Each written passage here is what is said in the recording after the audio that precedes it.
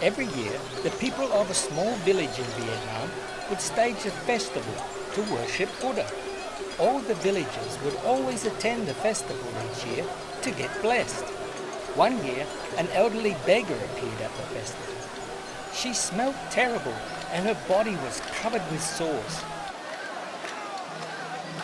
The old lady extended her hands and begged everyone there, "Please help me, I am very hungry." But they all turned the old lady away. At every house she came to in the village, she was also turned away. Fortunately, at the fork in the road, she met a mother and her child coming home from market. Seeing the poor old beggar, the mother invited her back to her house to eat some rice and rest for the night.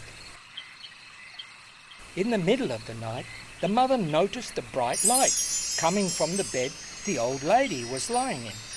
To her surprise, there was no longer an old beggar woman, but rather a huge dragon with its head resting on the beam of the cottage.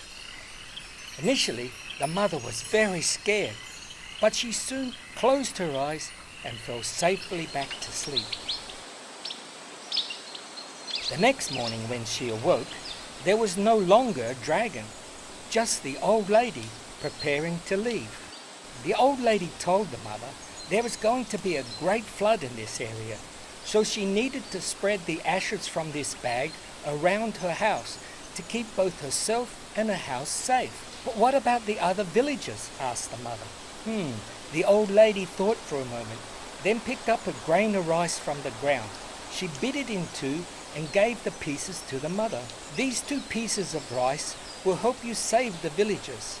Just throw them into the floodwaters." After that, the old lady just disappeared. The mother and her child followed the old lady's instructions and tried to tell the people nearby of the impending flood, but they all just laughed.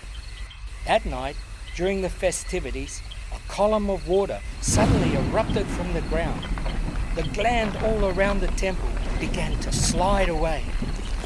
The villagers started to run in every direction to try to escape, but it was too late.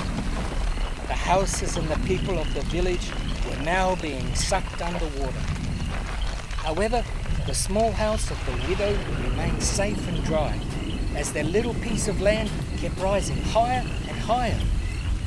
Seeing all the other villagers trying to swim in the floodwaters, the mother and child threw the 2 pieces of rice into the water, as the old lady had said to do. Suddenly, in front of them, rice turned into 2 large boats. Through the wind and the rain, they both rowed all day and night to save the drowning villagers. From that day on, there has always been a small island in the middle of a lake where there was once a thriving village of people. They now call that island the Widow's Mound of Bar Bear Lake.